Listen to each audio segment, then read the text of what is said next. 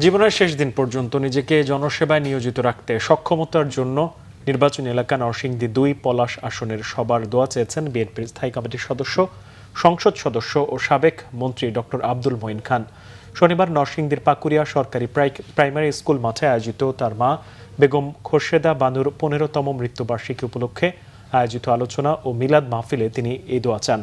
মায়ের কথা স্মরণ করে ডক্টর মঈন খান বলেন, তার মা খান ফাউন্ডেশন প্রতিষ্ঠার মাধ্যমে দেশের নিগৃহীত মানুষের পক্ষে কাজ করে গেছেন। ধনী দরিদ্রের বৈষম্য কমিয়ে এনে একটি সুষম সমাজ প্রতিষ্ঠার আহ্বানও জানান ডক্টর মঈন খান।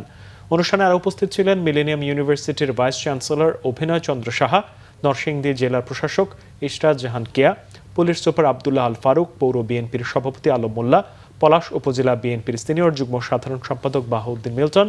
সভাপতিত্ব করেন খান ফাউন্ডেশনের নির্বাহী পরিচালক রোকসানা খন্দকার।